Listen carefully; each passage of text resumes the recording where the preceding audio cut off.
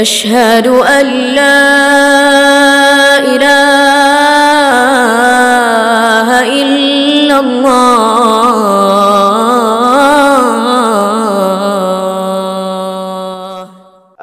Apa haknya kita untuk mencari kesalahannya orang lain?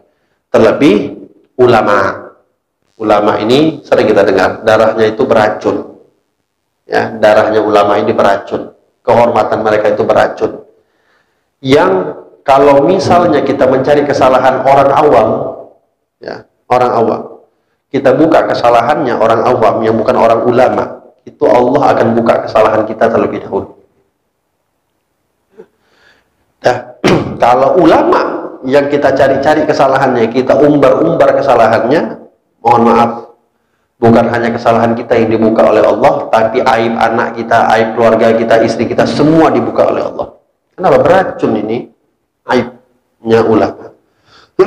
Oleh sebab itu, termasuk di sini dikatakan di antara sifat baik kepada ulama, ya, yang diperintahkan oleh Nabi SAW untuk kita berbuat baik kepada siapapun adalah dengan tidak kita mencari-cari aurat atau membuka-buka keburukan mereka. Wa ammal ihsanu ilal malaikah, juga berbuat baik kepada malaikat. Dengan apa? Pertama, beriman kepada malaikat. Lalu kita meyakini bahwasanya malaikat itu adalah hamba-hambanya Allah yang dimuliakan oleh Allah, yang mereka tidak akan bermaksiat kepada Allah. Dan begitu juga mereka ini kita yakinin bahwasanya di antara kebanyaknya malaikat yang jumlahnya tidak terhingga, itu ada di antara mereka yang 10 yang wajib kita hafal. Dan kita, dengan kita berbuat baik kepada mereka, salah satunya adalah kita tidak melakukan segala sesuatu di hadapan mereka apa-apa yang membuat mereka tidak senang. Semisal apa?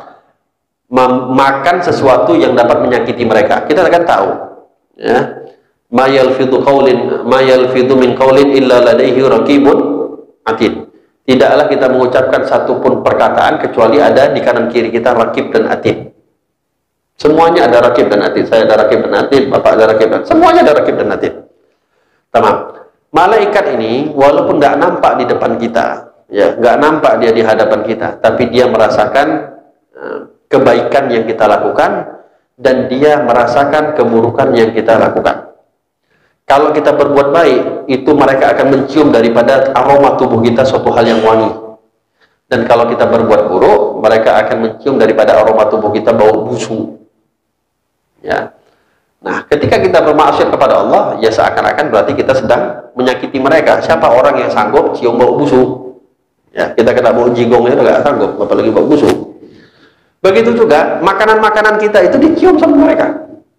Makanya ya, termasuk kenapa salah satu hal yang makruh, makan bawang mentah itu makruh. Kenapa? Salah satunya bikin azab, bikin menyakiti malaikat yang ada di sekitar kita. Tamam. Wa amal ihsanu ilal jin, begitu juga berbuat baik kepada jin sekalipun. Berbuat baik kepada jin sekalipun.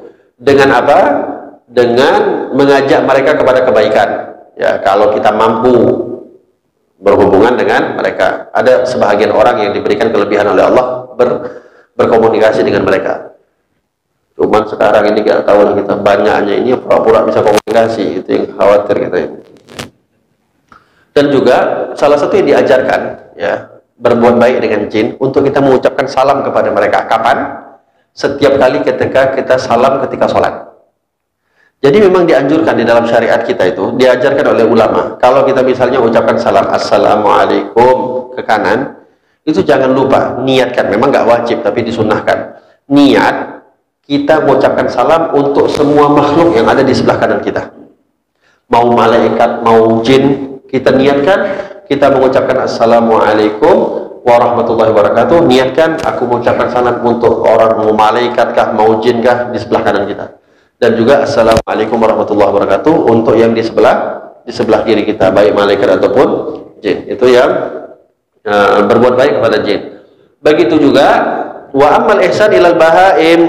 Nah, ini inti daripada hadis ini adalah Nabi SAW menekankan tentang bagaimana cara kita bermuamalah dengan binatang. Ya. Adapun di sini dikatakan ammal ihsan ilal bahaim, berbuat baik kepada siapapun, termasuk kepada para binatang.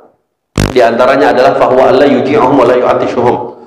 tidak membuat dia lapar, tidak membuat dia haus. Binatang-binatang yang kita pelihara khususnya, ya, wala yadribuhum bighairi mujib, tidak dipukul berlebihan, wala yukallifuhum minal amal ma la yutiqun, jangan kasih dia pekerjaan yang dia tidak mampu untuk menanggungnya, wala yastamirru rakiban 'ala dabbah wa hiya waqifah ila lihajah, jangan memaksakan kalau dia udah lagi nggak sanggup untuk berjalan, kita paksakan dia untuk jalan. Itu berbuat baik kepada binatang. Pernah di zaman Nabi SAW, Nabi SAW itu pernah melihat di dalam api neraka ada seorang wanita. Ketika Nabi, ya kita tahu kan, Nabi kan lihat surga, lihat neraka ketika Isra Mi'raj. Itu Nabi SAW dikatakan di dalam satu riwayat, Nabi pernah ada melihat seorang wanita hitam legam, badannya tinggi. Ya. Tu'adzib bisababi hirrat. Dia diazab di api neraka, tahu kenapa? Karena sebab seekor kucing. Apa yang dilakukan wanita tersebut kepada seekor kucing tadi? Ini wanita, ada kucing, diikat kucing tersebut, ya. Terus nggak dikasih makan, nggak dikasih minum, dan nggak juga dibolehkan untuk makan sendiri apa yang ada di sekitarnya. Memang diikat supaya nggak bisa kemana-mana. Sampai kucing itu mati. Sampai kucing ini mati, nggak makan, nggak minum, nggak bisa makan apa-apa yang ada di sebelahnya. Sampai mati. Dan dikatakan itu kucing ketika nanti di akhirat mencakar-cakar, cakarnya itu kukunya itu pakai jadi kuku neraka, dicakar-cakar semua badan depan belakangnya si wanita tersebut, ya, kalau dia menghadap ke belakang dicakar sama si kucing, kalau dia menghadap ke depan mukanya pun semuanya dicakar apa si kucing. Itu yang dilihat oleh Nabi SAW di akhirat ketika berada di neraka. Wadukila an Abi Sulaiman Ad-Darani. Pernah ada satu orang ulama namanya Abu Sulaiman Ad-Darani. Beliau pernah mengatakan, aku pernah menunggangi keledai. Keledai ini kayak kuda, dia lebih kecil dari kuda. Di Arab banyak. Aku ini pernah menunggangi keledai. Ketika untuk menyuruh dia jalan, ketika dia menyuruh dia jalan, aku pukul itu kuda, keledai. Pukul. Ya biasalah nyuruh binatang, pukul. Dibilang di sini beliau mengatakan, aku pukul 2 kali 3 kali. Subhanallah, keledai itu mungkin pas mukulnya agak kuat. Keledai ini dia balik badan, kepalanya di ke atas. Keledai ini bilang, Aba Sulaiman, ngomong ini keledai, Aba Sulaiman, al-qisas yaumal qiyamah. Al-qisas yaumal qiyamah. Fa in syi'ta fa'aglil wa in syi'ta fa'akthir. Kalau kamu mau dikisos banyak-banyak, perbanyaklah pukul saya. Kalau mau kamu kisosnya nggak banyak, sedikit-sedikit, jangan banyak-banyak pukul saya. Lalu beliau mengatakan, la adrib syai'an ba'dah. Setelah aku dengar ini si himar ini, si keledai ini berbicara, kisos itu tadi, setelah itu aku nggak pernah mukul apapun selama-lamanya. Binatang dikasih ngomong oleh Allah Subhanahu wa Ta'ala. Tamam. Lalu Nabi SAW mengatakan, ya, fa idza qataltum fa ahsinul qitlah. Kalau kalian mau membunuh, ya, maka bunuhlah dengan sebaik-baik cara membunuh. Kita pernah bahas, udah lewat apa belum hadisnya? Ada 3, udah pernah ini kalau nggak salah. Ada 3 pembunuhan yang dibolehkan dalam syariat kita. Ya. La yahillu la yahillu damil muslimin illa min thalath. Tidak halal darahnya seorang muslim. Yang sekarang kita dengar dikit-dikit orang bilang halal darahnya. Ini na'udzubillahi min dzalik. Ini bahayanya luar biasa. Nabi bilang apa? La yahillu damil muslimin. Tidak halal darahnya seorang muslim illa min thalath, kecuali 3 hal. Apa yang pertama? Az-zani thayyib. Orang yang berzina, yang telah pernah menikah, ketahuan dirajam, mati, sampai harus mati. Ya, dilemparin batu, badannya ditenggelamkan, ditanam, kepalanya dikeluarkan, panggil satu kampung, Villa Garden ini, ya, Villa Garden ini, Villa Palam Kencana ini dipanggil semua satu komplek. Itu yang ketahuan berzina. Kalau ini ada syariat Islam, ya, makanya kalau ada syariat Islam itu siapa yang mau berani berzina, coba? Ini karena kita nggak ada syariat Islam. Ya, kalau ada syariat Islam mau curi potong tangan, ada berani korupsi, kan ketahuan semua itu, hilang semua tangan kita itu nanti. Ya, apalagi pejabat-pejabat hilang semua tangannya. Ala kulli hal. Ditanam badan kita, kepala cuma di luar, panggil ini satu film alam bencana, lemparin sampai mati. Itu pertama, rajam. Yang kedua, al-qisas. Ya, al-qisas, an-nafs bin nafs. Jiwa membunuh satu orang, maka qisas harus dibunuh. Yang kedua, al-mufariq lil jamaah, orang yang murtad daripada agama Islam. 3 ini saja yang syariat membolehkan untuk membunuh. 3 ini. Oleh sebab itu, walaupun mereka sudah melakukan kesalahan dan dibolehkan untuk dibunuh, tetap Nabi bilang fa idza qataltum fa ahsinul qitlah. Kalau kalian mau membunuh, maka bunuhlah dengan sebaik-baiknya.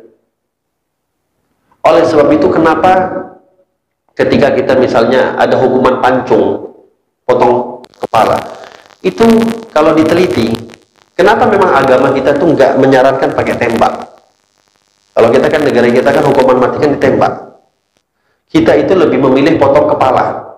Kenapa? Tidak ada pembunuhan atau cara membunuh yang lebih baik, yang lebih ringan kepada si yang dibunuh, kecuali dengan cara dipotong lehernya. Kita pakai tembak, terkadang memang nampak habis ditembak selesai, gak ada. Tapi gak tahu pula kita mau ngerasakannya, belum pernah pula awak ditembak. Tapi cobalah, kalau misalnya kita ditembak, itu walaupun kita kadang gak bergerak, tapi jiwa kita tuh masih hidup, gak langsung mati. Namun ini kan diperiksa di dalam, dulu orang-orang kafir itu periksa. Kenapa sih ketika menyembelih itu kita harus sembelih lehernya, khulqumnya itu apa ini? Ininya atau apa namanya? Ini apalah itu, ininya yang dipotong. Karena memang walaupun bergerak, ya setelah kita dipotong itu, misalnya hewan sapi itu dipotong, bergerak. Yang bergerak itu bukan lagi rohnya, bukan jiwanya lagi. Cuman karena ada refleks yang darah itu terputus daripada kepalanya, terputus aliran darahnya dari tubuhnya kepada kepalanya. Itu yang membuat dia tersentak. Tapi hakikatnya dia udah mati. Namun kalau kita ditembak atau disetrum, lebih parah lagi disetrum, itu rasa sakitnya lebih berat dibandingkan di sembelih. Dan ini diperiksa oleh ahli-ahli ilmuwan-ilmuwan, tetap memang cara yang diajarkan Nabi SAW, walaupun terhadap pesalah. Ya mungkin kita nganggap ini kan dia udah pantas untuk dibunuh, tetap diajarkan untuk tetap berbuat baik, karena memang inilah akhir hayatnya orang yang bakal dibunuh tadi. Ya, kenapa nggak kita berbuat baik di akhir-akhir hayatnya? Tamam. Lalu dilarang di dalam syariat kita membunuh atau mengadab dengan api. Ya, kalau kita mau misalnya bakar binatang, haram. Kata Nabi SAW, la yu'adzibun nar illa rabbun nar. Gak boleh mengadab dengan api kecuali Tuhan yang punya api, yang punya api neraka, maksudnya itu Allah. Jadi kalau kita mau bakar hewan, misalnya mau manggang, pastikan udah mati dulu. Jangan masih hidup-hidup kita bakar. Ini bahaya, ini diharam dan dilaknat oleh Allah Subhanahu wa taala. Tamam. Lalu Nabi SAW mengatakan, wa idza dzabhtum fa ahsinu dzabha. Diingatkan lagi sama Nabi, kalau kalian mau nyembelih, maka sembelihlah dengan yang paling baik. Apa kata Nabi SAW dengan yang paling baik? Di antaranya adalah wal yahidda ahadukum syafratah. Sebelum kalian mau nyembelih, itu pisau atau alat yang mau digunakan untuk menyembelih wajib hukumnya. Ini penting kalau misalnya kita mau kurban atau apapun lah kalau kita nyembelih. Wajib dipastikan itu pisau harus betul-betul sudah tajam. Tidak ada istilahnya nggak terpotong terus enggak. Sangat dianjurkan ketika kita potong kambing atau apapun, usahakan sekali tarik. Dan nggak bisa kita mungkin untuk sekali tarik itu potongan kecuali pisaunya betul-betul tajam. Juga kata Nabi SAW di sini adalah wal yarhi dhabihatah. Sebelum hewan itu dipotong, dibuat sembelih, dibuat senang dulu itu hewan. Pernah Nabi SAW itu pernah melihat ada satu orang laki-laki, ya. Dia mau motong kambing, mau nyembelih kambing. Kambingnya di sebelah, dia megang pisau, ngasah-ngasah pisau. Kambing di sebelah, ngasah-ngasah pisau. Kata Nabi SAW sambil marah, Nabi bilang, afala qabbala hadha? Aturid antamu antamitaha maitatain? Mautatain? Kamu nyembelih depan dia? Kamu mau buat dia mati 2 kali? Kata Nabi, kamu mau buat dia mati 2 kali? Kata Nabi SAW, kalau kamu mau menyembelih dia dan kamu pakai itu pisau, pergi jauh-jauh atau asingkan ini kambing. Ini termasuk yang banyak terjadi di kalangan kita sekarang. Kalau kita kurban, rame-rame kita kumpul. Sapi 5, kambing 15, mau dipotong. Kasihlah jarak tempat eksekusi dengan tempat mereka berkumpul. Ini kadang-kadang kita buka hak saja kayak gitu. Kambing yang mau kita sembelih, kita masukkan lehernya ke bawah, kawan-kawan yang lihat. Lembu kita udah jatuhkan, kawan-kawannya tengok depan mata. Ini haram. Ini hukumnya haram. Anda bayangkan kalau kita punya anak disembelih depan kita, sedih nggak? Lah ini juga, dia kan hewan punya perasaan. Hewan itu punya hati, tapi nggak punya akal. Hewan itu punya hati, tapi tak punya akal. Oleh sebab itu, namanya melihat ada seseorang yang disakiti, yang bermain bukan akal, tapi hati. Maka hewan pun bisa menangis. Ini buktinya bahwasanya hewan punya hati, hewan juga bisa nangis. Sering didapetin di depannya lembunya lagi dieksekusi, yang dia lihat nangis keluar mata lembunya itu. Bahkan diakuinnya orang-orang yang punya peternakan itu, dia bilang lembu ini atau hewan yang mau disembelih ini, kalau dia stres sebelum dia disembelih, itu dagingnya menciut dan nggak enak. Ini perlu untuk diperhatikan, dan saya seringkali mengkampanyekan khususnya ketika kurban. Apa sih salahnya kita panggil 2 orang, ambil terpal besar, tutupin saja yang mau disembelih. Habis itu selesai, pindahkan, ganti. Janganlah kita egois, seakan-akan kita aja yang punya hati. Hewan nggak punya hati. Ya. Ini perlu diperhatikan untuk kedepannya. Kalau misalnya belum dilakukan, tapi saya yakin si daerah ini udah lakuin, ya, pada punya hati, insya Allah ya, insya Allah pada punya hati, ya. Ini perlu untuk diperhatikan. Kalaupun belum, ya dipersiapkan. Nggak bisa kita capek-capek, tutupin saja, ambil terpal besar, itu hewannya yang budi ini, asingkan agak jauh sedikit. Memang agak capek, tapi ya namanya jaga perasaan hewan. Ya, jaga perasaan hewan. Nanti Allah juga jaga perasaan kita nanti. Kalau enggak, kita nggak tahu. Ini nanti banyak di yaumil kiamah itu, nanti di neraka itu. Ya, banyak yang kita menganggap sepele dengan hewan-hewan contohnya. Ya, kita anggap, kita adu laga ayam, laga ini. Tapi nanti, tengoklah nanti di akhirat, di neraka. Awak ini laga ayam itu. Awak tukang laga ayam, kepala-kepala awak ditanduk-tanduk ayamnya. Mereka yang ngelaga kita. Oleh sebab itu, ya, Nabi itu paling perhatian, termasuk sama hewan. Nabi pernah lewat satu kali di jalan, ada satu rusa atau kijang. Itu dalam keadaan posisi sedang terikat kakinya. Nabi ini memang memiliki mukjizat yang dimiliki oleh semua anbiya. Nabi Sulaiman itu kan bisa berbicara dengan hewan. Nabi Muhammad juga bisa berbicara dengan hewan. Pas Nabi lewat, itu ada yang panggil-panggil Muhammad, Muhammad, Muhammad. Nabi tengok kanan kiri, ada orang. Rupanya suara dari rusa itu tadi. Nabi datangin. Kamu panggil saya. Ini kan kalau orang nggak punya iman, ini dongeng apa ini? Tapi memang itulah Nabi Muhammad. Mau nggak mau percaya nggak percaya, itulah yang kejadiannya. Kamu panggil saya, iya. Saya minta tolong, saya ditangkap.